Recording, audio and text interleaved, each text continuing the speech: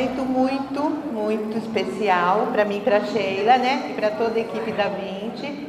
E agora nós vamos conseguir assim, concretizar, né? Fazer essa sementinha florescer do jeito que nós sempre sonhamos, né, Sheila? E espero que vocês também tenham todo esse entusiasmo e toda essa alegria por proporcionar isso para os filhos de vocês, como eu e a Sheila estamos, toda a equipe. E vai ser uma coisa inovadora e vai muito de encontro com tudo que a gente já fez com as crianças na escola, tá? E muito obrigada por vocês estarem aqui hoje, porque nós estamos bem ansiosas para passar toda essa novidade para vocês. Boa noite a todos. E como a Rose disse, um grande sonho de 7 anos atrás, quando essa sementinha foi plantada, hoje ela está nascendo. E assim, nós queríamos um momento tão especial para nós, para toda a nossa equipe. Nós queríamos passar esse momento para vocês também, a realização de um sonho que a partir do ano que vem ele vai ser realizado. Então, assim, muito obrigada pela presença de vocês, pela confiança e por vocês estarem aqui hoje, compartilhando conosco esse momento especial. Nosso muito obrigada a todos, viu? Boa noite. Para quem não me conhece, eu sou a Luciana, coordenadora geral da Escola da Vinci. E para quem me conhece há muito tempo, sabe que eu gosto muito de combinados. Então, eu gostaria de fazer alguns combinados com vocês. Nós teremos a primeira apresentação de uma das parcerias para 2023. Logo em seguida, uma segunda apresentação de uma outra parceria para 2023. Depois eu vou explicar um pouco para vocês do papel de vocês e do papel da escola dentro dessas parcerias. E por último, nós vamos abrir para perguntas, ok? Então, se vocês tiverem alguma pergunta, aguarde e aí no final nós vamos abrir para que vocês possam tirar as dúvidas. Aproveitem muito esse encontro, como elas falaram e eu também quero reforçar, é o momento da realização de um sonho, de 2 sonhos, né? E estamos muito ansiosos para passar para vocês. Esse encantamento da equipe, primeiro da gestão, depois da equipe e agora dos pais e depois das crianças. Nós estamos fazendo tudo muito bem pensado e com muito carinho. Estivemos em São Paulo, primeiro a direção, depois a gestão, depois eles vieram até a escola, apresentamos para a equipe, então foram momentos muito valiosos para toda a equipe e com certeza será também para os filhos de vocês. Bom, meu nome é André Barros, eu sou parte da equipe pedagógica do Eduol.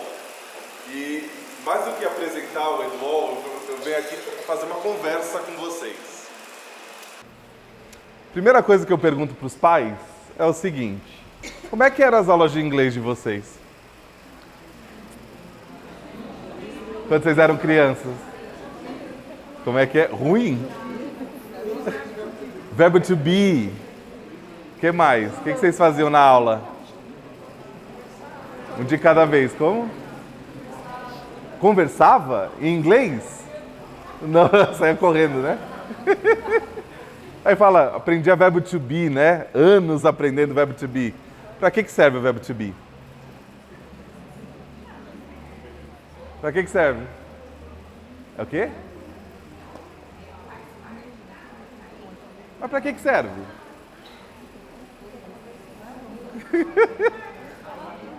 Então, I am, you are, he is, she is. Para que serve? É justamente esse o ponto que a gente chega. As aulas de inglês nossas eram basicamente assim, a professora colocava o verbo to be na lousa, né? Decora, decora, decora, faz um monte de exercício, ó. Para que serve? Sei lá. A gente vive em um tempo exponencial, né? Essa geração, ela é única. É uma geração que cresceu num meio digital. Eles têm problemas, eles têm questões que nós aqui nunca vamos passar, que é crescer no meio digital. Então, a gente tem que entender como é que este aluno pensa, como é que os filhos de vocês pensam. Eu vou passar um vídeo aqui e eu quero que vocês observem as informações que estão neles e me digam que informação surpreendeu vocês mais, tá ok? Vamos lá.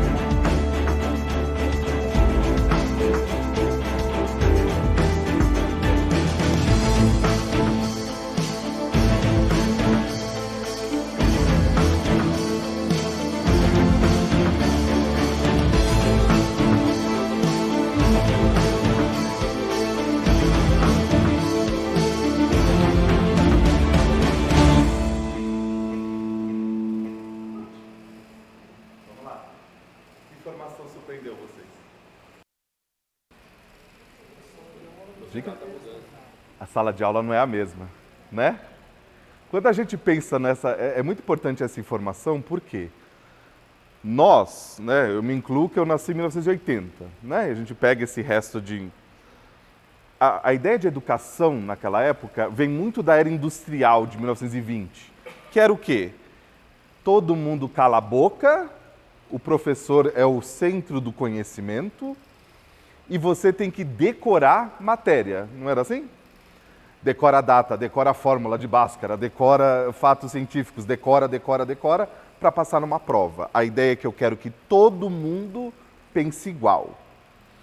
Mas se eu vivo num mundo que é de constante transformação, se eu pego esse modelo de educação e jogo para hoje, não funciona.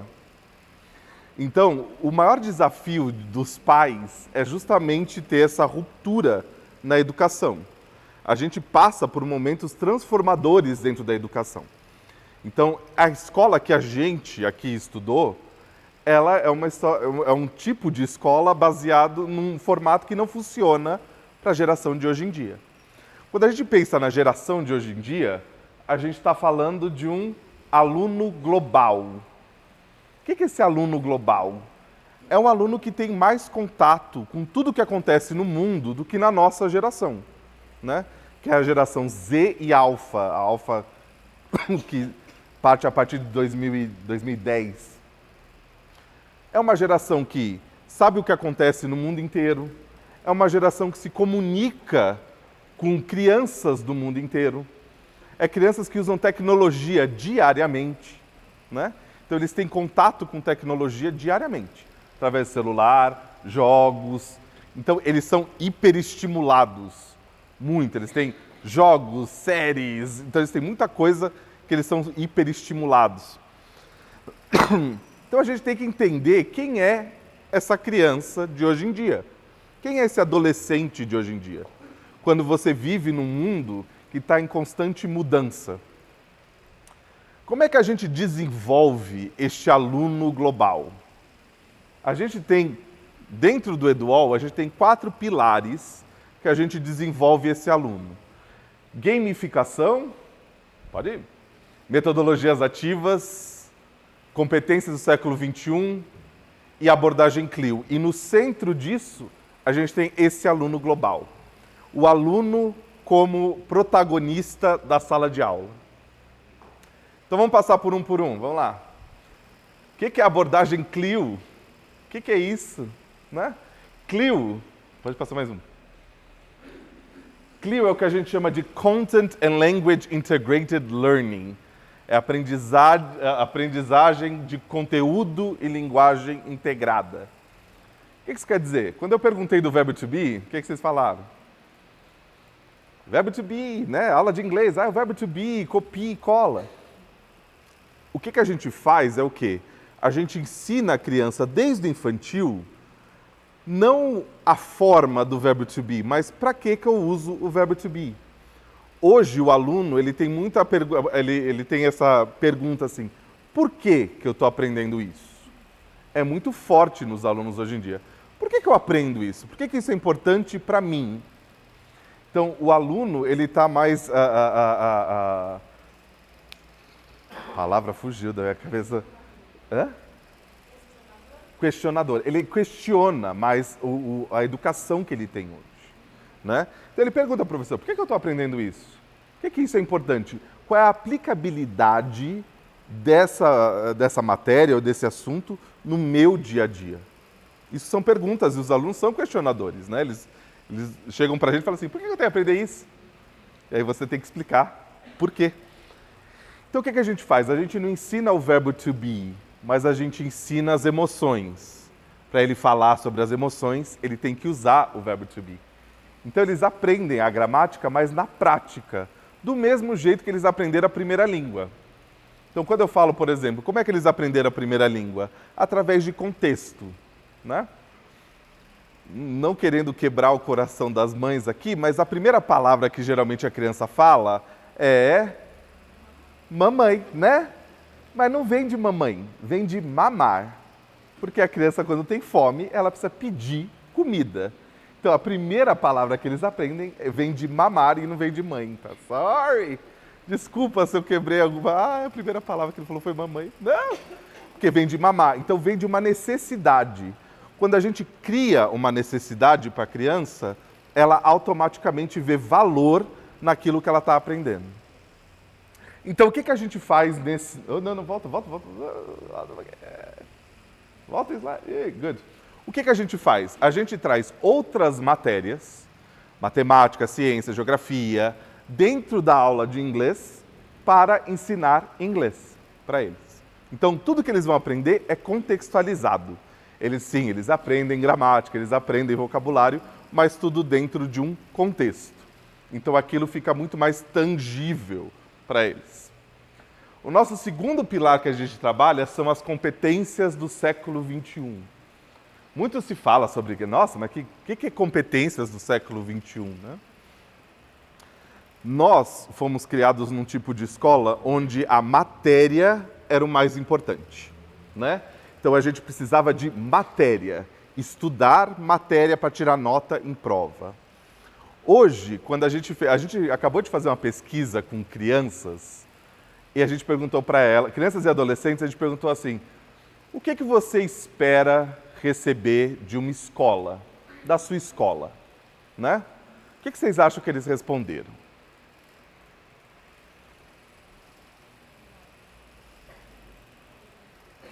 Pode, não tem problema, vamos lá. Um de cada vez, vamos lá. O que vocês acham que eles responderam? A gente fez a mesma pergunta para os pais e para os alunos. Quando a gente perguntou para as crianças, assim, o que você espera receber, o que você espera da escola? Respeito? Não, eles falaram muito mais assim, o que eu espero receber da escola, aprender na escola? Eles falaram assim, eu quero fazer amigos, eu quero me tornar um ser humano digno, me tornar alguém na vida, me divertir. Então, todas as respostas que eles deram foi voltada para o desenvolvimento deles como ser humano. A gente fez a mesma pergunta para os pais, o que veio? O que você espera que seu filho aprenda na escola? Matemática, ciências, história, geografia, passar no vestibular. Porque a gente foi criado nesse... Mas a ideia deles de escola, até pelo fato das famílias terem diminuído de tamanho, é fazer amizade, né? Se divertir, aprender, viver em comunidade. Então, competência do século XXI está muito em voga, e até na BNCC, que é o documento oficial de educação, ela pede que a gente inclua nas matérias as competências. Por quê? O que a gente desenvolve? Quando a gente olha ali, ó, conhecimento, o conhecimento é a matéria, é o que eu sei e o que eu entendo, né? Então a gente tem as matérias tradicionais, as matérias modernas, o bilinguismo, por exemplo, os temas de conhecimento global, mas matéria é só uma parte daquilo. A gente também tem que trabalhar a habilidade, que é assim, eu aprendi a matéria, como é que eu vou usar isso? Isso é através de habilidades, então, criatividade, pensamento crítico, comunicação, colaboração. E aí, ele precisa também saber como é que eu vou me relacionar com as outras crianças, com as outras pessoas, que aí é o caráter, que a gente tem que trabalhar atenção plena, curiosidade, coragem, resiliência, ética, liderança.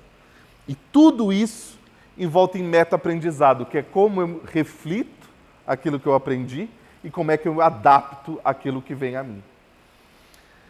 Então, para cada faixa etária, a gente tem que trabalhar um conjunto de competências dentro da escola. Eu falo sempre assim, né? Quando você pega seu avô tem tipo 12 irmãos, né? Aí você pega o seu pai, tem 3, aí você vai para você, 2, aí vai... Quantos filhos você tem? Nenhum ou 1. E aí eu pergunto assim, que habilidades que eu aprendo quando eu tenho 5 irmãos? Que eu aprendo em casa? Ah, dividir, primeira coisa, né? Dividir, paciência, né? Paciência, esperar a vez. Hierarquia, né? Então, respeito ao irmão mais velho, né? Aos irmãos mais velhos. Isso são todas umas habilidades que a gente aprendia em casa. Hoje, quando as famílias vão diminuindo de tamanho, às vezes tem um filho, essas habilidades se perdem, que eram aprendidas naturalmente dentro de casa. E aonde que eles vão aprender essas habilidades? Na escola. Então, por isso que muitas vezes, a primeira vez que o aluno vai lidar com essas habilidades é na escola, que ele encontra lá mais 20 crianças com a mesma idade dele e fala assim, eita, né? Eu tenho que aprender a compartilhar. Então, por isso que às vezes nos primeiros anos é mais difícil para o aluno, o filho único, quando ele entra numa escola. E a gente tem que trabalhar todas essas habilidades que vão desde o infantil até o final da jornada dele, né, na escola. O nosso terceiro pilar são as metodologias ativas, né? Muito se fala sobre metodologia ativa, você fala, mas o que é isso? Então veja bem, eu vou descrever 3 tipos de aluno que a gente chama de alunos VAC, né? Existem inteligências múltiplas, mas também tem os alunos VAC, que são o visual, auditivo e o sinestésico. Eu vou descrever cada um, aí vocês pensem no filho de vocês, tá? Para ver aonde ele se encaixa. E até vocês, aonde vocês se encaixam. O aluno visual é aquele aluno que copia tudo. Ele pega o caderno e escreve tudo que a professora fala. Mas ele precisa ver. A professora precisa abrir o livro, falar assim, tá aqui, página 36. E no inglês é difícil, porque se a professora chega e fala assim, Hi, good evening, open your books, page 36. O aluno, hã? Porque ele é visual, ele precisa olhar. Então eu preciso mostrar para ele o livro, né? São alunos que precisam ver, então ele precisa ver o livro, ele precisa ver uma imagem, ele copia, ele escreve bastante. Você pega o caderno do filho e fala assim, olha, que orgulho, né? Aquele caderno gigante, todo preenchido. Good. Segundo aluno é o auditivo. Ao contrário do visual, ele não escreve nada. Você compra aquele caderno bonito de 12 matérias, chega no final do ano tem 2 páginas escritas, tá? Por quê? O aluno auditivo é aquele aluno que vai ouvir e ele absorve. Ele é um excelente aluno de línguas, por exemplo, porque é um aluno que você fala uma coisa, ele nunca ouviu, mas ele fala, ele já repete, né? É o céu e o inferno na sala de aula. Ele é o céu porque ele é um aluno que aprende rápido. Você vai lá e ele faz assim, pá! E ele é o inferno porque ele é um aluno que aprende rápido. Então ele aprende rápido e fala assim, não quero mais, tchau. Geralmente, alunos auditivos não gostam de escola. Geralmente. Eu sei porque eu sou auditivo. Você vê como a gente paga a língua na vida? Aí tem o aluno sinestésico. Eu falo que eles são os injustiçados da sala de aula. É aquele aluno que ele precisa se movimentar. É geralmente aquela criança que fala assim, oi, e pega no teu braço. É aquela criança que precisa mexer. Ela precisa... É uma criança que ela precisa se movimentar. É uma tortura para essa criança falar assim, você vai sentar numa cadeira por 5 horas e vai ouvir o professor. Ele diz assim, né? E aí muitos pais confundem, acham assim, meu filho é hiperativo, meu filho... Não, na verdade ele tem este senso. Quando eu pego um projeto ou uma robótica que a gente vai jogar na mão desse aluno, esse aluno vai falar assim, nossa, ele vai decolar no aprendizado. Então são alunos que adoram robótica, pensamento computacional, coisas que mexem, projetos. Então, a gente tem esses 3 tipos de aluno. E o filho de vocês deve encaixar em um desses 3. A maioria dos alunos brasileiros são visuais. Isso. A maioria dos alunos brasileiros são visuais. Nós somos visuais, né? Não só os alunos, mas como nós somos visuais. Quer uma prova disso? Quando você vai comprar um celular, você vai primeiro na loja, você mexe no celular, depois você volta para casa e compra na internet. Mentir? É visual. Eu preciso ver o celular. Eu não consigo comprar uma coisa direta da internet. Então, o brasileiro é visual. Auditivo é uma pequena margem dos alunos e os sinestésicos estão ali. E a gente é visual sinestésico, né? Então, o que a gente faz aqui? A gente faz As aulas do EduAll, elas são planejadas para atingir esses 3 tipos de aluno, tanto visual, quanto auditivo, quanto sinestésico. E a gente trabalha em cima... Essa aqui é a pirâmide de Glasser. A gente trabalha em cima dessas atividades. O aluno precisa assistir, o aluno precisa ler, o aluno precisa ver áudio, vídeo, demonstrar, debater, fazer, ensinar um ao outro. Quando a gente pega todos esses tipos de atividades dentro da sala de aula, a gente potencializa a retenção do aprendizado. E aí o 4º e último pilar é a gamificação. Não, eles não vão jogar PlayStation na sala de aula, tá? O que a gente faz com gamificação? Seus filhos gostam de videogame, obviamente. Joga joguinho de celular até Fall Guys, sabe? Por que esses jogos que são de competição fazem tanto sucesso? Porque é uma competição. Porque eu querer chegar em primeiro é sempre nossa, eu preciso vencer aquele jogo, eu preciso vencer aquela fase. Pegando isso dos alunos, a gente traz a gamificação para dentro da sala de aula. Dentro e fora, né? Então, no EduAll a gente tem a gamificação tanto online quanto a analógica. Então, tem a digital e a analógica. O que a gente faz? Quando eles estão... Pode pular mais um. Isso. Quando eles estão na educação infantil, então, para quem não conhece, essa é a Kit, a Meg e o Gus, que são os personagens do infantil. E tem o Doodle Bunny também. A gente faz uma narrativa com os personagens, uma jornada gamificada, que o grupo inteiro vai ter que cumprir missões juntos para eles ganharem pontos durante o ano, né? Então isso motiva as crianças a querer participar. Então é um trabalho coletivo, então a gente trabalha todas as habilidades de criação e colaboração com as crianças e eles se divertem todos juntos. Quando eles estão no Fundi 1, a gente já divide eles em grupos pequenos, grupos menores, e aí eles têm um tabuleiro que eles vão passando de fase em fase, como se fosse um jogo. E dentro desse tabuleiro, o que eles fazem? A cada lugar que eles visitam, eles vão receber missões individuais, eles têm desafios coletivos e eles têm enigmas e vão ganhando pontos. Então a gente trabalha a competitividade entre eles.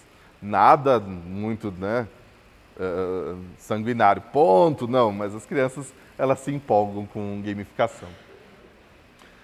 O que a gente fez quando a gente pensou nos 4 pilares? A gente fez uma parceria com a Macmillan Education. Macmillan Education é uma das maiores editoras de livros de inglês do mundo. Eles têm mais de 180 anos produzindo material para soluções educacionais. E nós, da Somos, a gente tem uma expertise em sistematizar o material.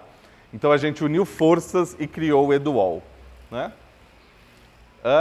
E com isso a gente fez o manual do professor, que é o manual do facilitador, onde a gente coloca passo a passo o que o professor tem que fazer na aula para garantir que eu tenha os 4 pilares e eu atinja os 3 alunos visuais, auditivos e sinestésicos dentro da sala de aula.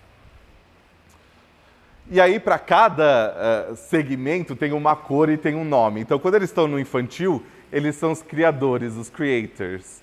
Quando eles estão no fundamental, anos iniciais, eles são os inovadores, os innovators. Quando eles estão nos anos finais, eles são os globalizers, que são os alunos globais. E depois tem no ensino médio, eles são os groundbreakers, mas não é o caso aqui. Então, vamos lá. Vamos ver o que cada segmento traz. No ensino infantil, eles têm 2 livros, que é o livro do aluno e um de exercício. Tudo vem numa sacola, que a gente chama de Student's Bag, e ele tem acesso à Plural, que é a plataforma nossa unificada, que eles têm a versão interativa do livro, mais uma plataforma gamificada. Qual é o objetivo do ensino infantil?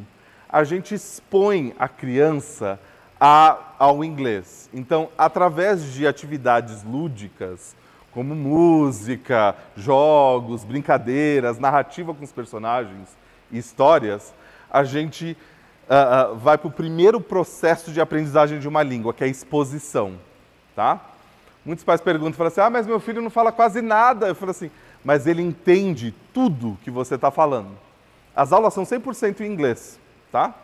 Então, quando o aluno está nessa idade no infantil, o que ele... quando eu vou assistir aula, eu só falo inglês. Eu falo assim, de onde você é? Eu falo, New York. Mentira. Mas eles acreditam. Aí eu só falo inglês. Aí um aluno falou assim, 4 anos de idade, ele chegou para mim e falou assim, você não fala português, não? Aí eu cheguei para ele e falei assim, I don't speak Portuguese, I only speak English, but I understand everything that you are saying. Aí ele, quê? Aí o do lado falou assim, ele não fala, mas ele entende o que a gente está falando. 4 anos. Então, eles estão na primeira fase, que é o quê? Eles são expostos e eles entendem o que a gente fala. Então, essa é a ideia no ensino infantil. Vamos lá? Quando eles vão para o Fundi 1, aí, além do Student Book e Workbook, eles recebem um Clue Book, que é um livro com matérias. Então, é um livro dividido em matemática, ciência, geografia, educação física. Eles também têm uma sacola e também têm o acesso a tudo digital na Plural. O que a gente faz no Fundamental 1?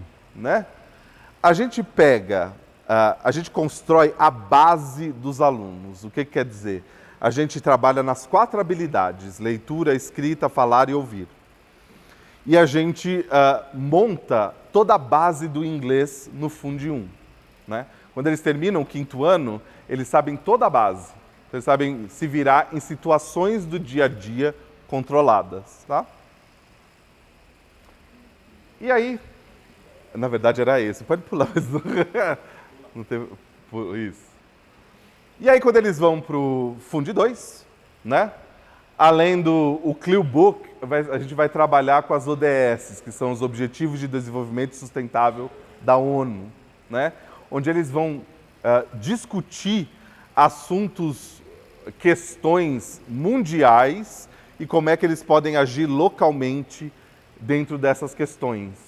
Né?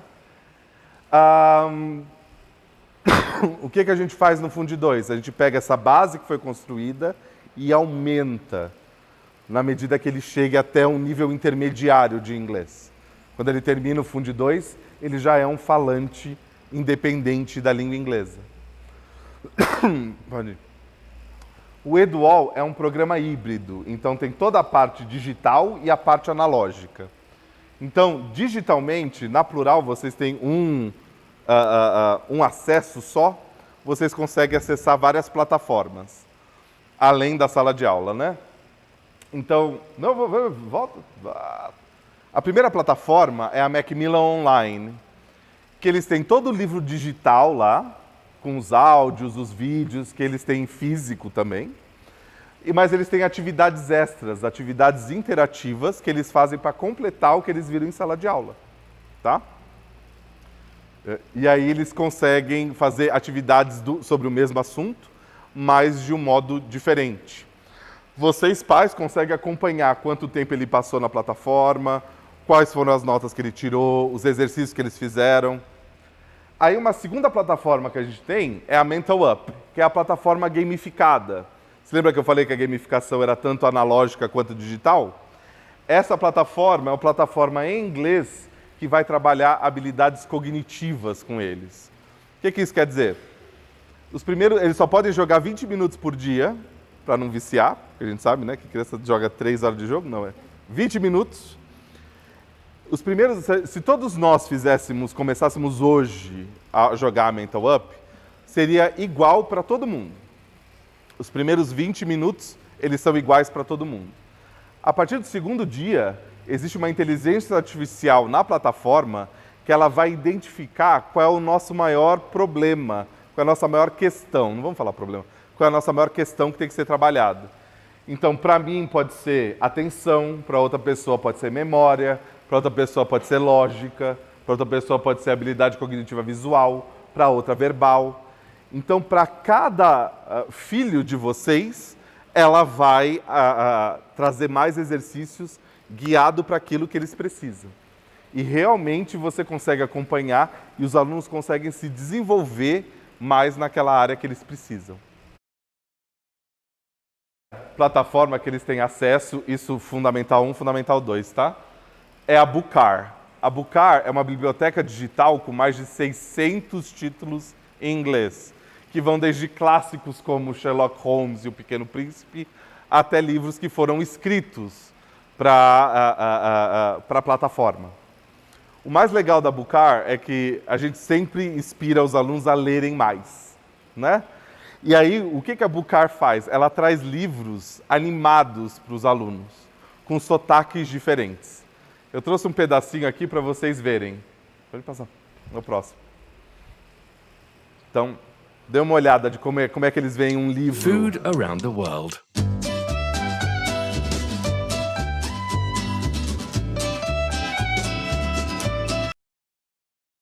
Come with us to taste the food of different countries. Let's start with the French cuisine. A fancy name for a fancy French sandwich. In fact, a croque madame is a special kind of toasted sandwich with ham and melted cheese and a poached or fried egg on the top. Madame means lady in French, and some people say... Bom, good.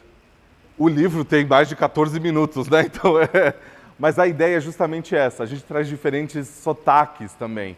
Francês falando inglês, chinês falando inglês, porque a gente está construindo este aluno global, que é mais fácil ele conversar com um indiano do que com um americano.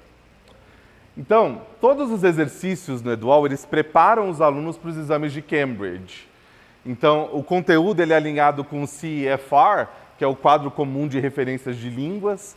Então, quando os alunos, se eles desejam prestar algum exame de Cambridge Internacional, eles podem ao final do 5º e do 9º ano. Tá? E umas dicas para vocês, os pais, a gente sempre pensa nisso, né? Como é que eu posso acompanhar essa solução bilíngue do meu filho? Então, através das plataformas, vocês têm acesso a tudo que o aluno faz dentro da plataforma. Então, os exercícios que eles fazem, quantos livros eles leram, quanto tempo ele está na Mental Up, como é que isso foi. Os professores também podem, e devem acompanhar o que os alunos fazem na plataforma. Então, isso é uma ferramenta que vocês podem usar para acompanhar como é que seu filho está indo na solução bilíngue.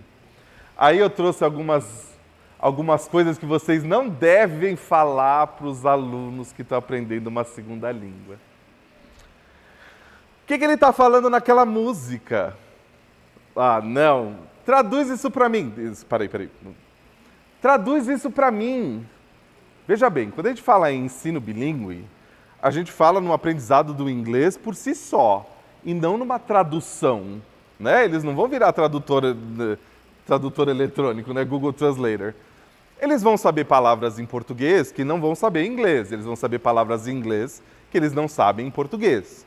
Quando eu chego para ele e falo assim, que é isso? Como é que é isso aqui em inglês? Ele fala assim, sei lá. Às vezes ele não sabe, né? Então a gente tem que tomar cuidado para não ter esse tipo de frase com o aluno, com o filho de vocês, para não traumatizar mesmo. Agora essa é a pior, ó. Ele veio dos Estados Unidos, conversa aqui com ele. Ou tá no domingo, no churrasco da família, ah, meu filho faz inglês, fala. Pior coisa, criança já tem vergonha, não tem? Eles não dançam no quarto, você abre, eles param. Agora você imagina, você joga ele. Eu juro, não é mentira, eu já trabalho como professor há 22 anos, em assessoria há 5.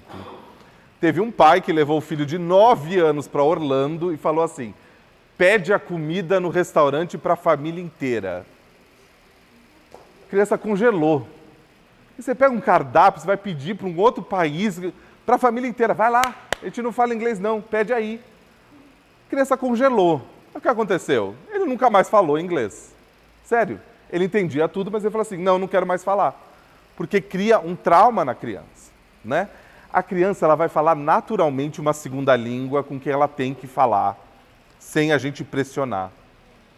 O que vocês podem fazer? Ó, qual música você cantou na aula hoje? Qual você mais gostou? Às vezes deixa uma música no rádio do carro, você vai ver a criança cantando. Deixa cantar. Não pergunta assim, quem está falando a música aí? Que ele não vai saber. Qual foi a coisa mais legal que você aprendeu no inglês hoje? Eles vão responder em português, porque é a língua que eles determinaram para você. Se você não fala inglês com seu filho, a língua que ele determina para você é português. Isso acontece muito. Com as professoras de infantil, eles falam tudo. Hello, teacher, how are you? Eles falam só inglês. Aí chega você e fala assim, oi, oi. Ele muda a língua para a língua que ele tem, que ele determinou para você, tá? Mas isso é um jeito de você saber o que você aprendeu no inglês hoje. Agora é a hora de murchar. Como é que eu ajudo na lição de casa? Vamos lá. Agora o bicho pega.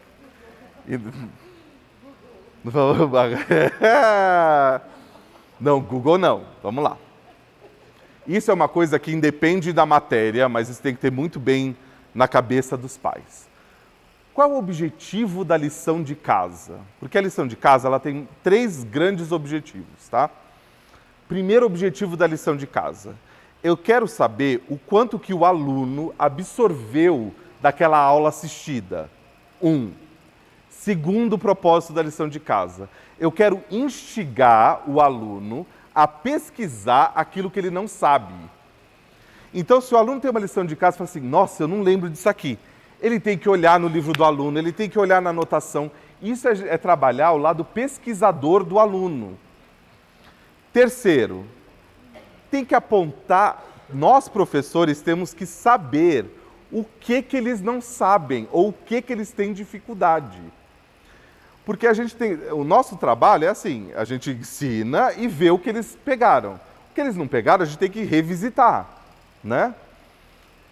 Se os pais pegam a lição de casa, fazem a lição de casa para o aluno, o que a gente entende? Matéria entendida. Vamos embora. E a gente vai dificultando, porque a gente não vê dificuldade, a gente vai dificultando. Aonde que dá ruim? Na prova. Porque na prova não tem a mãe, não tem o pai. Então, eu quero fazer um grande acordo com vocês. Não precisa ir no Google, não precisa chamar a tia que mora nos Estados Unidos, não precisa chamar a irmã que tem que ajudar, não precisa de ninguém. A gente mostra o caminho. Quem tem que caminhar são os seus filhos. Combinado? Good. Vamos lá. Terminando aqui, algumas perguntas que os pais sempre fazem pra gente. Primeira pergunta, quanto tempo meu filho ou filha vai falar inglês, hein? Né? Primeira pergunta, sempre fazer isso. Quanto tempo? Aprender uma segunda língua é um processo, né? E quando a gente fala de aprendizagem de línguas, a gente pode diluir isso em 4 etapas. Exposição, entendimento, internalização e produção. Então, o aluno primeiro Pensa no filho de vocês, quanto tempo eles demoraram para falar a primeira palavra? Quanto tempo? 1 ano, 9 meses. No caso do meu sobrinho, 6 meses. Por quê? Meu sobrinho é um gênio? Não, é minha irmã que não para de falar do lado da criança, blá, blá, blá, blá, blá, blá, blá, e a criança com 6 meses fala assim, mamãe. Então, primeiro ele recebe esse estímulo, exposição. Depois ele entende o que está sendo dito, ele decodifica aquela linguagem. Depois ele internaliza, fala assim, ah, tá, aquilo está internalizado. E por último, ele fala. Então ele tem que passar por todo esse processo com cada palavra que ele aprende. Então, quando a gente fala falar, é o último processo do aprendizado. Então ele vai começar com palavras pequenas, depois ele vai aumentando de palavras, depois ele vai aumentando de frases, e aí vai para diálogos, e aí sim ele vai gradativamente falando inglês. Tá? Meu filho tem 6 anos e não está falando nada, não está aprendendo? É aquilo que eu falei. Ele absorve primeiro, ele entende tudo que a gente está falando, por isso tem que tomar muito cuidado com o que a gente fala do lado de criança. Tá? Principalmente com bebê, não falem nada errado para a criança. Tá? Nem de propósito, porque a criança copia. Se a família inteira falar galfo, a criança vai falar galfo, é isso. Então, a gente não pode falar errado nem de brincadeira com a criança, porque ela absorve isso. Eu lembro do meu sobrinho com 4 anos, meu pai falou assim, because forever, não tem nada a ver em inglês. Aí a criança falou, because forever. Eu falei assim, tá vendo o que você fez? Porque não tem nada a ver. Falou isso e a criança repetiu. Eles repetem. E, por último, como é que meu filho vai entender uma aula ministrada 100% em inglês? Se uma aula é feita 100% em inglês, como é que meu filho vai entender? Não vai. Choquei vocês? Não, brincadeira. Nas primeiras semanas, ele não vai. Ele vai entender boa parte da aula, mas a primeira reação das crianças é assim, não entendi. Eles passam por um processo que a gente chama de confusão saudável. Então, é até estranho, né? Confusão saudável? Como assim? Porque ele vem de um lugar onde se fala português e passa para outro onde se fala inglês. Ele fala assim, peraí, que língua é essa? Então ele tem que passar por um processo de decodificação daquilo que a professora está falando. O que a professora está falando? O que ela quer saber? Então todas as nossas aulas são preparadas para ajudar o aluno a decodificar isso. Eita! A decodificar o inglês. Eles demoram, é um processo. Para alguns alunos são 2 semanas, para outros são 2 meses. Eu passei 2 meses tentando uma aluna me chamar de teacher e não de tio. 2 meses. Você imagina isso? Ela fala assim, o tio é o teacher, o tio teacher, o tio teacher. Até um momento depois de 2 meses que ela falou assim, o tio teacher. Eu, graças. Mas é isso, tá? Eles vão chegar em casa e falar assim, não entendi nada daquela aula, a professora fala tudo em inglês. É normal, ele precisa passar por este processo. Quando ele passa a primeira vez, aí fica mais fácil nos outros tempos. Tá bom? Então, thank you very much. E agora, Luciana. Isso. Muito obrigado pelo tempo de vocês. Esse aqui foi o Edual, tá bom? Obrigado, gente.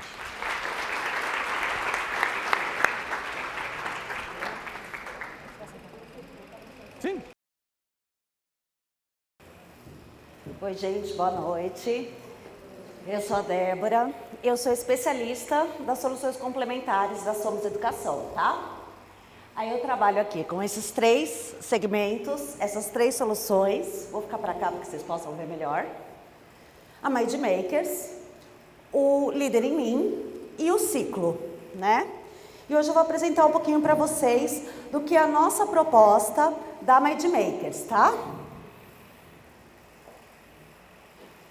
Então, assim, para vocês entenderem um pouquinho como surgiu esta ideia de trazer o pensamento computacional para dentro das escolas, né? Como uma ferramenta, como uma solução aí para agregar no ensino que a gente disponibiliza para as nossas crianças, para os nossos alunos, né? Então, a Mind Makers, ela surgiu de uma startup que o senhor Paulo, não me lembro o sobrenome dele, ele veio com do exterior, conheceu essa prática lá, que já é muito comum. Lá, o pensamento computacional, essa prática, ela já está inserida na vivência dos alunos, né? Trouxe aqui para o Brasil, isso começou em 2016.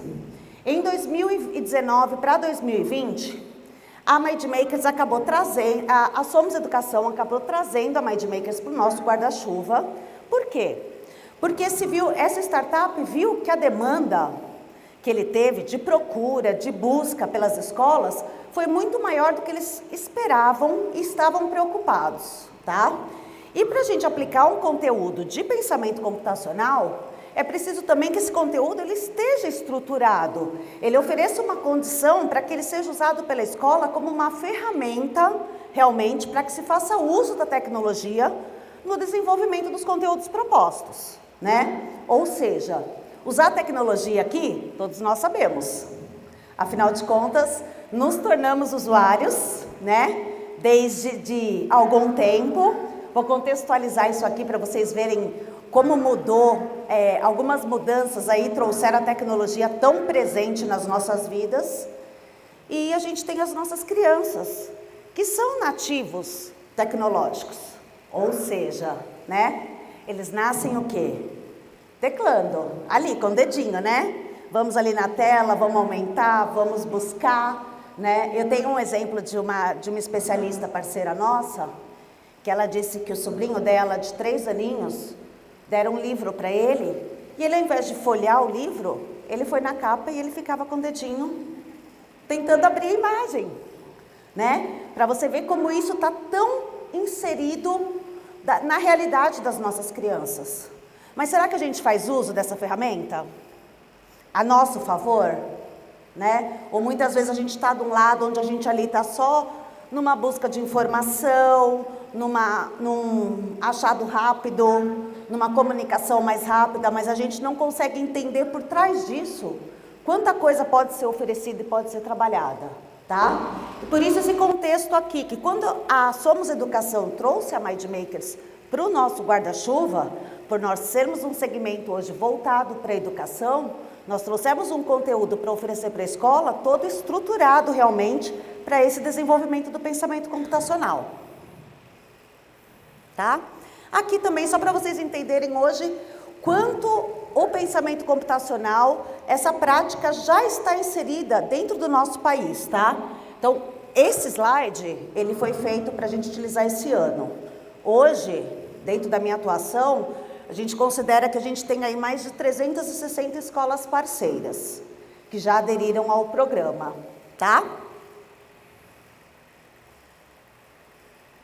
Aqui, gente, eu quis trazer esse vídeo, são 2 horinhas só, tá?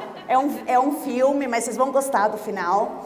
E aí, assim, só para contextualizar um pouquinho para vocês, como é a vivência da MindMakers dentro de uma escola, porque eu acho que nada melhor para vocês aqui no papel de pais, né? Verem alguns relatos e algumas demonstrações de como é que é aplicado o MindMaker dentro de uma escola, tá bom? Pode rodar.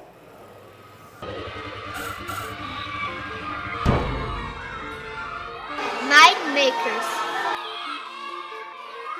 A grande novidade que o Colégio São Francisco Xavier apresenta este ano de 2019 é a disciplina MindMakers do 1º ao 9º ano, com o objetivo de colaborar com o nosso desafio de formar mentes mais brilhantes e criativas.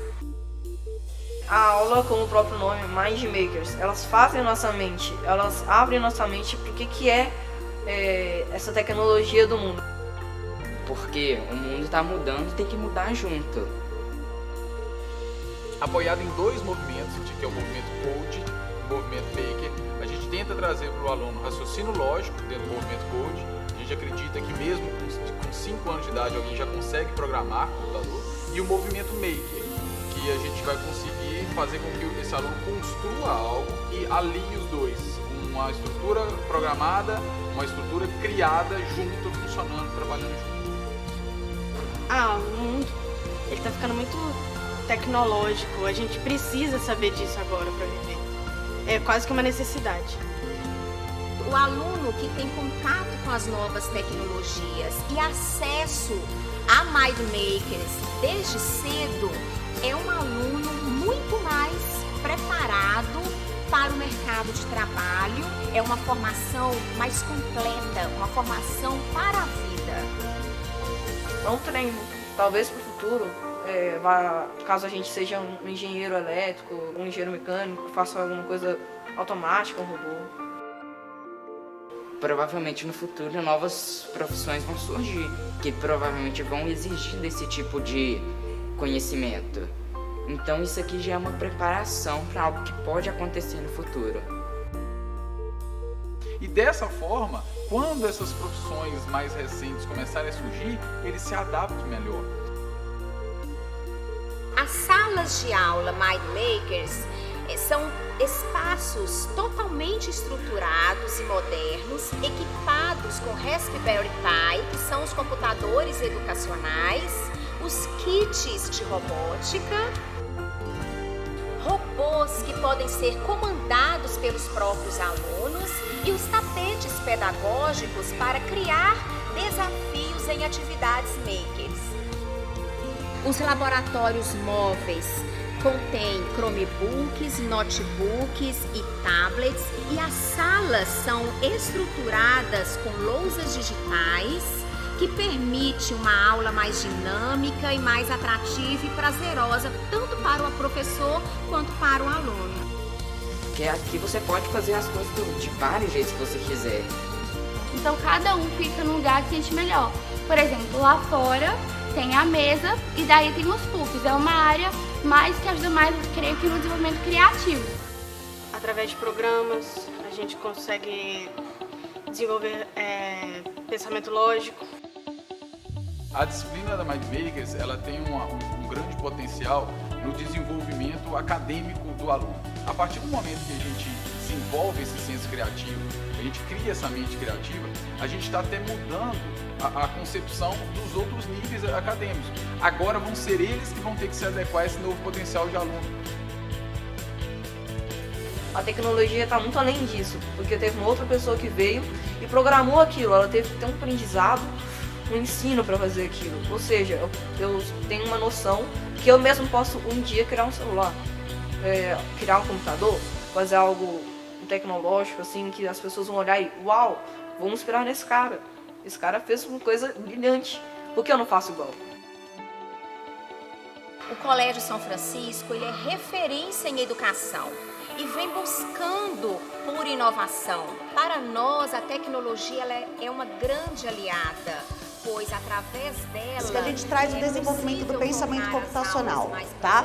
É o quê? É trazer o pensamento, a tecnologia como uma ferramenta para o desenvolvimento de habilidades, tá? Das habilidades cognitivas dos alunos, para que eles possam estar utilizando isso junto com o conhecimento que eles recebem, né? Então é realmente o que eu falei anteriormente, deixar de ser usuário para realmente fazer a utilização da tecnologia como uma ferramenta aliada no seu desenvolvimento.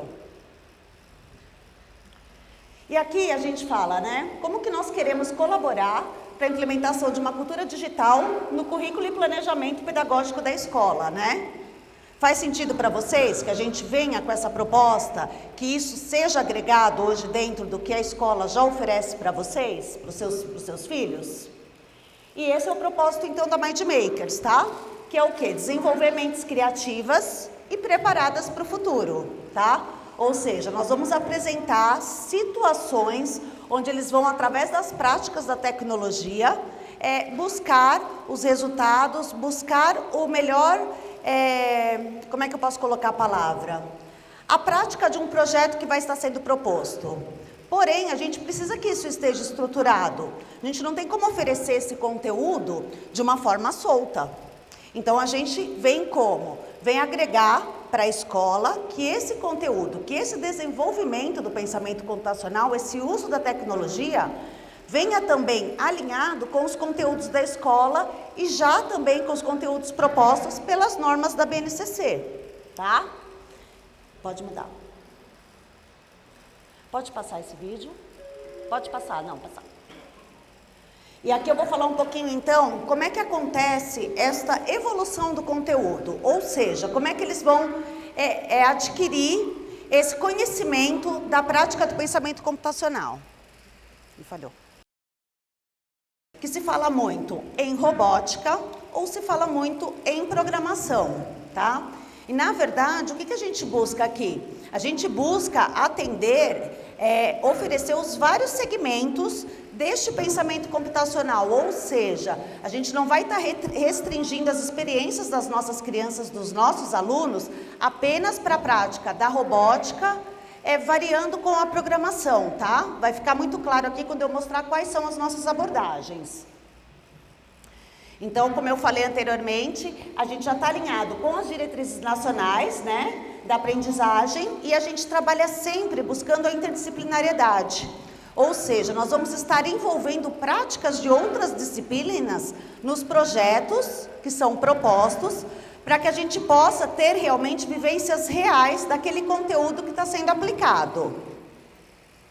E aqui é onde vocês visualizam essas tecnologias que a gente aborda. Então, a gente tem momentos onde a gente vai abordar programação, eletrônica digital, a robótica, inteligência artificial, internet das coisas e as práticas makers. Agora aqui, vocês me dão um exemplo aqui. O que a gente tem hoje de inteligência artificial que a gente usa no nosso dia a dia? Quem pode me dizer? Parece uma palavra, né, tão distante da nossa realidade, né? O que seria para vocês? Oi? Alexa? Vamos falar de algo que está sempre com a gente. Quem usa aqui o smartwatch? A gente está falando aqui, então, de uma internet das coisas, né? Que a gente está interagindo constantemente com esse relógio que a gente usa. Quando a gente fala, por exemplo, da internet, da inteligência artificial, que a gente falou da Alexia, quando a gente fala da internet das coisas, a nossa Smart TV, a gente está com ela inserida. A programação dos eletrodomésticos que hoje a gente pode fazer, né? Mas hoje a gente conhece isso como? Como usuários, né? E não como pessoas ali que estão interagindo diretamente com isso na criação ou no funcionamento desses programas que já existem. Aqui é só para vocês contextualizar um pouquinho mais de como a gente consegue, dentro de um projeto, atingir essas várias práticas. Vocês veem que a gente quer, o que a gente busca? Que o aluno, ele prepasse por todas as práticas do pensamento computacional. Por quê? Porque eles precisam conhecer cada uma dessas práticas para ali reconhecer uma identificação com aquilo que está sendo proposto. Então, quando a gente coloca estes projetos dentro dos conteúdos, através de grupos que eles formam para a execução de cada projeto, cada um vai ter uma vivência com cada um desses segmentos do pensamento da computação. E aqui, para vocês saberem que as escolas já estão se preparando para essa mudança que está vindo, né, através do Conselho Nacional de Educação, que é uma normativa onde o pensamento computacional passa a fazer parte da grade curricular das escolas. Então, é um conteúdo que vai precisar estar incluso dentro do que a escola oferece no conteúdo proposto, tá? Aqui, eu vou mostrar para vocês, né, por que é importante esse desenvolvimento do pensamento computacional. Então, agora vem o que eu falei anteriormente, sobre as mudanças que nós tivemos com a vinda da tecnologia. 2007, remete o que para vocês? Alguma lembrança, alguma coisa? Nada, não aconteceu nada de importante, ninguém nasceu, ninguém casou, porque nas outras palestras que eu dou o pessoal fala, eu casei, nasceu meu filho. Ninguém lembra de nada? 2007? Então, mas vamos falar então dentro desse segmento da tecnologia. O que vocês acham?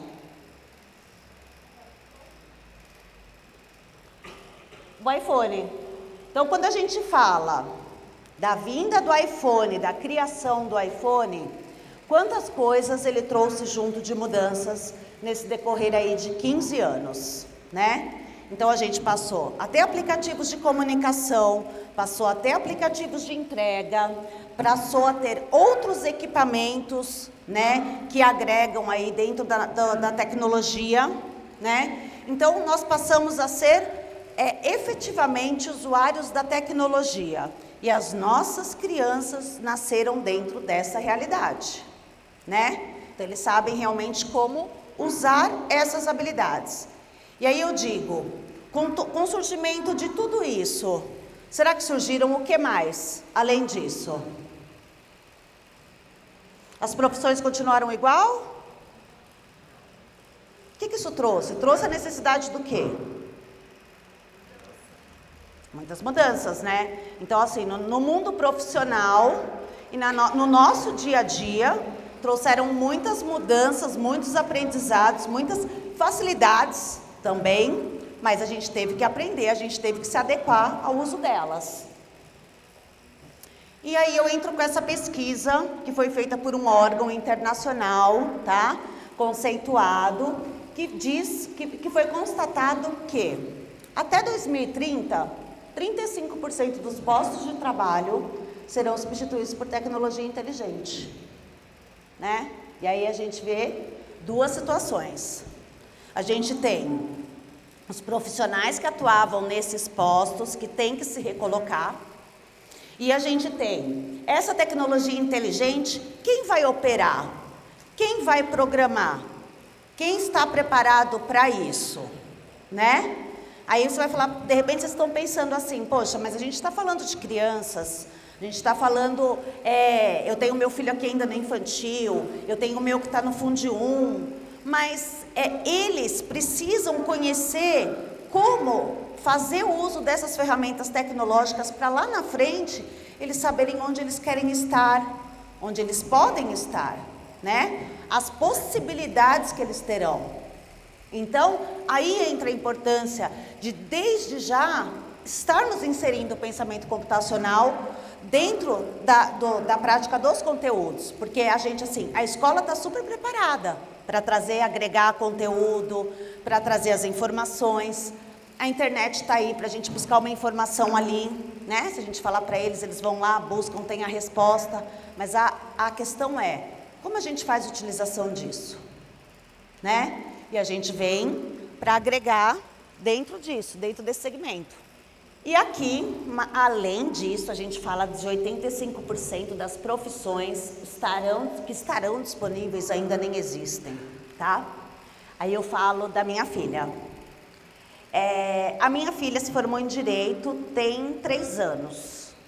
No curso dela, ela não teve, por exemplo, o que eu vi outro dia na televisão, que era uma pessoa, uma advogada especialista em Direito Digital. Né? Ela não teve essa matéria, mas hoje é preciso, porque hoje acontece muita coisa no mundo digital, e é um exemplo assim, simples de uma profissão, advogados, pessoas com formação em Direito, e que vão ter que atuar nesse segmento, e que precisam conhecer como é atuar nesse segmento, né? Aí eu venho num outro exemplo que a gente fala quando a gente ouve falar só desemprego, desemprego, desemprego, a taxa de desemprego, e de repente você escuta na TV falar que está sobrando vagas. No quê? Qual é o segmento? Sempre voltado para a tecnologia. Por quê? Porque às vezes a gente até, vamos supor, às vezes você está numa profissão e você quer mudar para esse segmento de tecnologia, de informática, mas a gente não conhece nem como se atua, o que aquilo aborda, né? Se a gente não conhecer um pouquinho disso, como é que eu vou fazer uma escolha para isso, né? Ser professora eu sei, se eu quero ser professora eu tenho a minha professora de referência. Agora, e outras profissões também que a gente já conhece há muito tempo, mas essas novas profissões não, né? E quando eles começam a ter esta vivência, eles vão entender como se faz uso da tecnologia na resolução de problemas, que é errando que se aprende, porque quando a gente propõe um projeto, quando eles vão executar um projeto, eles vão fazer as tentativas ali, vai ter, de repente aquele projeto eles não vão conseguir chegar naquele objetivo ali no primeiro momento, naquele funcionamento proposto, mas é ali naquelas tentativas que eles vão desenvolver o conhecimento e as habilidades. Tá? E aí a gente fala, como a gente prepara esses alunos para este futuro que eu acabei de falar, né? E a gente vem para agregar isso, né? Para os seus filhos, para a escola, como uma ferramenta estruturada, como uma ferramenta que evolui no conteúdo, para poder capacitá-los, tá? Para esse segmento da tecnologia. Então a gente traz uma trilha, que é o que eu acabei de falar, a trilha que já interage com todas as tecnologias, e atuando na vivência em papéis diversos, tá? Dentro dos projetos propostos. Aí eu vou pegar aqui para vocês. Não deu tempo de eu colocar todos os meus robozinhos aqui, mas depois, se vocês quiserem, vocês podem vir aqui, a gente coloca aqui na mesa e vocês veem eles ao vivo, tá? Mas aqui o que eu vou falar é um exemplo de quando a gente fala de uma trilha gamificada e da diversificação de papéis. Quando eles recebem o seu material, o material contempla também uma folhinha como esta, onde eles vão, a cada missão, a cada projeto que eles concluírem, eles vão, como um álbum de figurinhas, colar ali, que realizaram a missão, qual o papel que eu exerci neste projeto. Então a gente vai ter um momento em que eu estou num grupo e eu vou estar sendo a líder. Finalizamos aquele projeto. Num próximo projeto, eu já não vou estar mais como líder. Vai ter uma outra pessoa no papel como líder e eu vou ser uma programadora. Depois eu vou ser responsável pelos registros. Num outro, nas práticas makers. Por quê? Porque é preciso que eles tenham todas essas vivências. Que aqui é que eu vou descobrir qual é a minha identificação. Onde eu tenho mais habilidade. Onde eu me encaixo melhor. E aí aqui eu mostro, só para mostrar para vocês.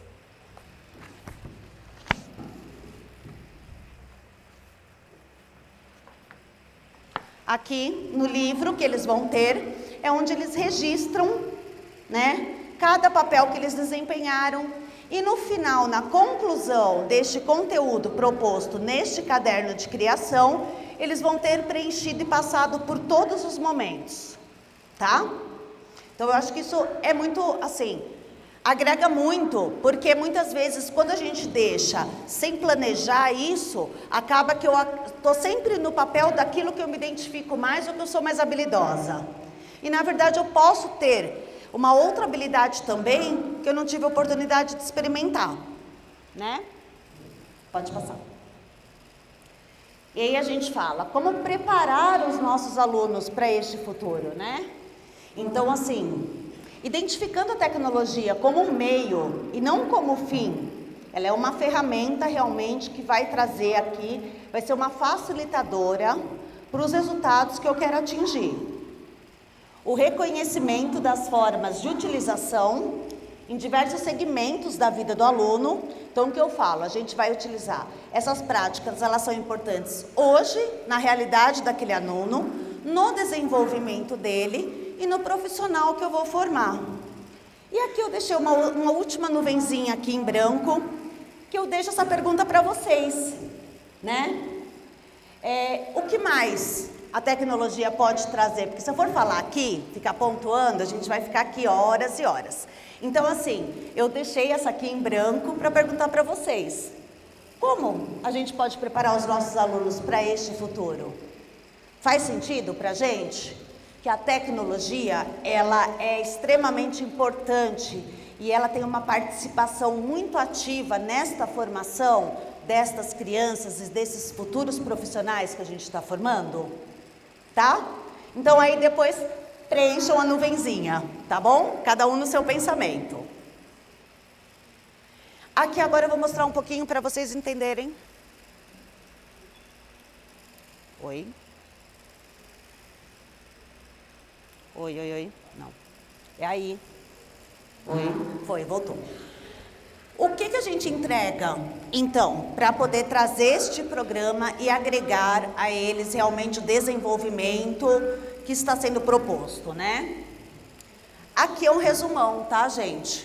Então, aqui é tudo que dentro da nossa plataforma nós estamos oferecendo. Então, assim, a gente oferece para quem está desempenhando o papel ali da escola, quem são os facilitadores, como é que a gente vai aplicar esse conteúdo.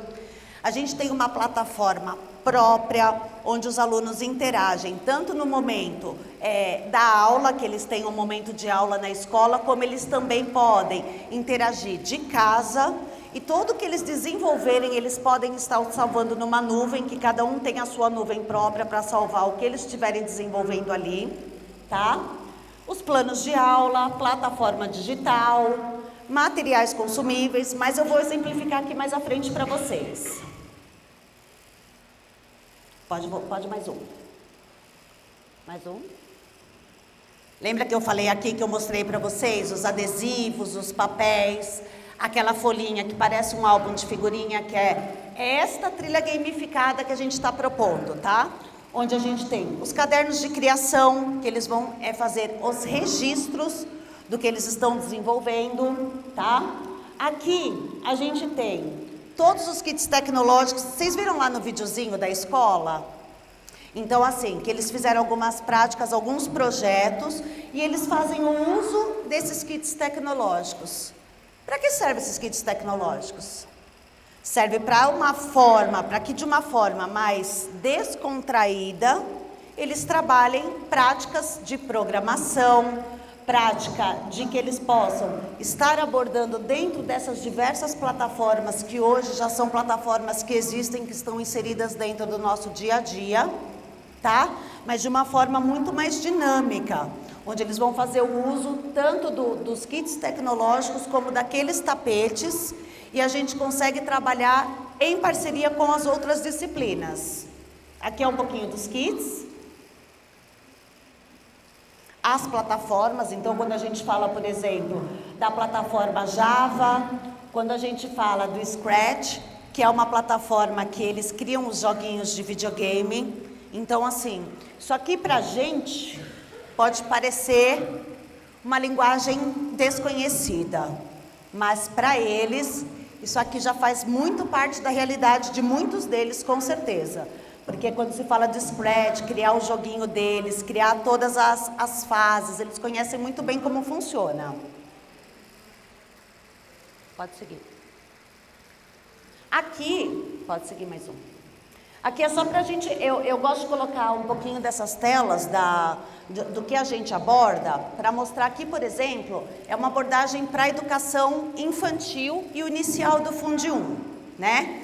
Então a gente mostra aqui, a gente tem o tapete pedagógico, a gente tem lá no início que a gente viu aquela abelhinha que a gente chama de Bebolt, né? E a gente vai colocá-los ali para interagir num tapete e para programar a abelhinha o caminho que ela deve seguir. E aí aqui é uma demonstração de que a gente está trabalhando linguagem em blocos.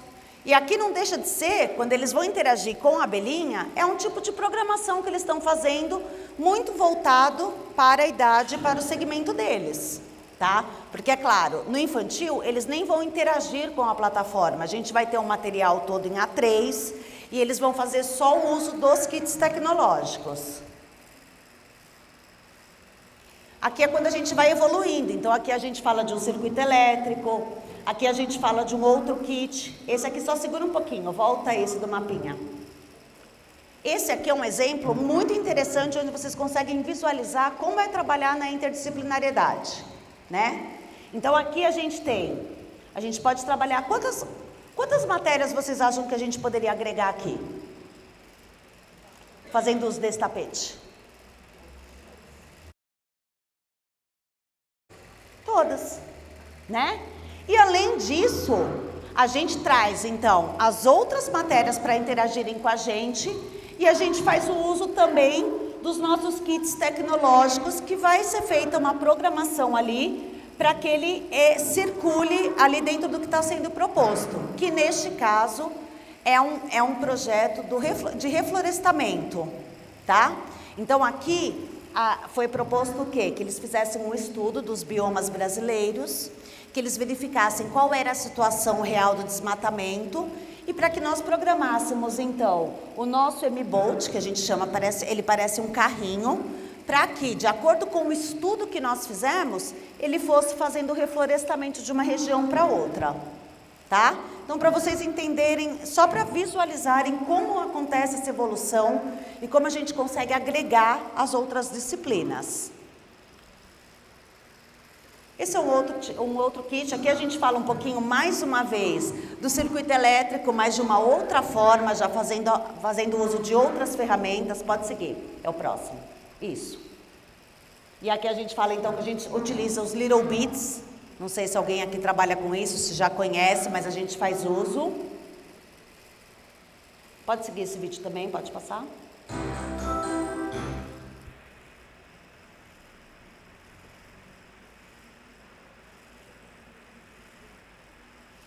Aqui, gente, é mais uma demonstração que eu trouxe, então, de trabalhar com interdisciplinariedade.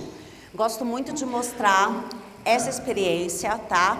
Que é de uma escola lá do Maranhão, que trabalha já com o Mind Makers há mais de 5 anos, tá? E o que aconteceu aqui? A professora de biologia tinha aplicado conteúdo falando sobre o sistema digestivo. E ela levou para a prática maker, lá para o laboratório, chegou para o facilitador e disse: eu quero aplicar a minha avaliação aqui, né? E aí os alunos foram lá e cada um criou o seu sistema digestivo, demonstrou para a professora e foi feita a sua avaliação. Pergunto para vocês, eles vão esquecer?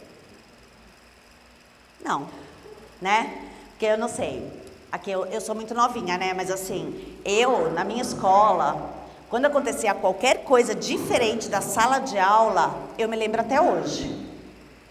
Quando a gente ia, às vezes, para um laboratório de ciências, que eu tinha um professor, que era um professor que eu falo que ele era anos-luz à frente, ele não fazia nada no laboratório. Nada, mas a gente só sentava nas bancadas do laboratório. Era o professor mais lembrado da escola e eram as aulas que mais marcavam para a gente na escola. Então, assim, hoje, pegando um pouquinho da fala do André, né? As crianças, a gente tem várias características diferentes. E aí eles precisam de situações diferentes ali para poder agregar o conteúdo. Pode passar? Aqui é um outro grupo que fez de uma outra forma. Então, aqui fica muito claro, não existe certo e errado, né? Cada um apresentou a sua maneira. Pode passar? Pode passar também. Aqui são aquelas práticas que eu mostrei do tapete, pode ir seguindo. Aqui, só para nesse daqui um pouquinho para mim. Aqui, por exemplo, ó, a gente já fala de uma linguagem de programação em blocos, né? Quando a gente mostra aqui. Oi, voltou. E aí, olha, trabalhando as direções, mas não deixa de ver o que a gente vê aí hoje em dia no cotidiano dos diversos profissionais, né? Mas eles vão viver tudo de acordo com a faixa etária, com o segmento que eles estão aí estudando no momento. E aqui eu falo um pouquinho, quando a gente fala da abordagem, então, através de metodologia ativa, né? Então, ou seja, a nossa proposta é que o aluno seja o protagonista daquela ação que ele vai estar executando. Não existe certo e errado, tá? Existem as práticas e as experiências para que eles adquiram ali uma experiência, um conhecimento melhor daquilo que eles se propuseram a experimentar, tá? E aqui eu mostro para vocês o quê? Quando a gente fala de trabalhar a prática de projetos e esse trabalho em grupo, onde cada um vai desempenhar um papel, aqui tá escrito em espanhol, por isso que tá escrito, vocês vão pensar que tá escrito errado, tá? Mas não, é porque foi escrito aqui em espanhol, porque um dos nossos facilitadores, ele veio de lá e foi ele que criou essa tela aqui pra gente. Oi, voltou. Então, quando a gente fala de praticar em grupo, a gente fala assim, que para a gente trabalhar em grupo, a gente tem que trabalhar a empatia, a relação com o outro. Já começa por aí, né? E porque a gente sabe que hoje as nossas crianças precisam trabalhar isso constantemente, né? Aí nós vamos definir, ou seja, quando você tem um projeto, você tem que definir o que você vai fazer, que caminhos você vai seguir. Você vai idealizar e você vai testar, né? E aqui a gente mostra o quê?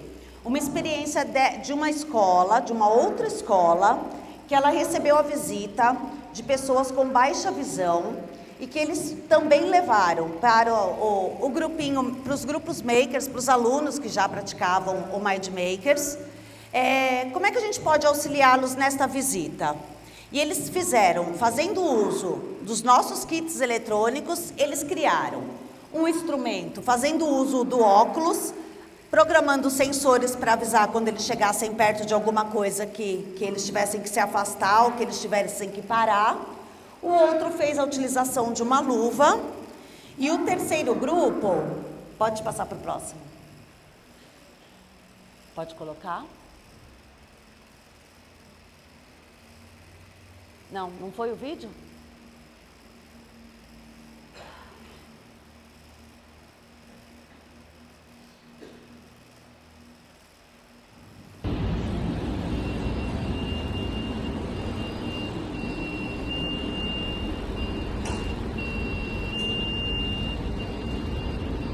Não sei se dá para ouvir bem ali o putinho, né?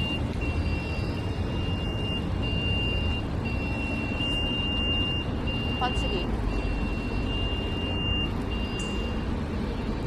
Então aqui assim, só para mostrar, para exemplificar para vocês que a utilização de um kit eletrônico, de uma das nossas ferramentas, numa criação, eles trouxeram 3 possibilidades diferentes. E é isso que a gente quer. A gente quer realmente que eles liberem essa criatividade, essa capacidade de... A gente apresenta uma situação e eles vão trazer a solução daquela situação, tá?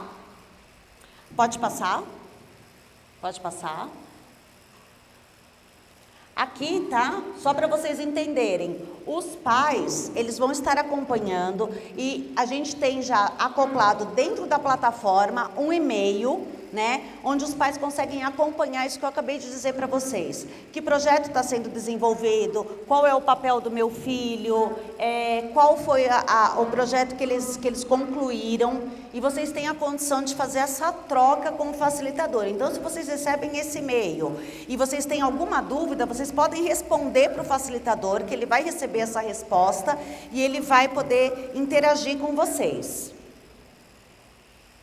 Aqui, como eu falei para vocês, é a plataforma do aluno, tá? Então, tudo que ele criar, então o que ele criou em sala de aula ou fora de sala de aula, ele pode salvar num espaço em nuvem, tá?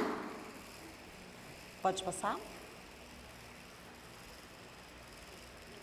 E é isso, gente. Então, aqui fica essa mensagem para vocês, né?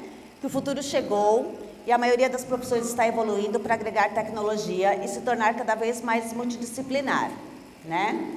Então, assim, o profissional do século XXI é aquele que se sente seguro trabalhando tanto com as pessoas quanto com a tecnologia ao seu redor, tá bom? Espero que eu tenha passado uma mensagem para vocês. Se vocês quiserem ver um pouquinho do material, também pode vir até aqui, tá bom?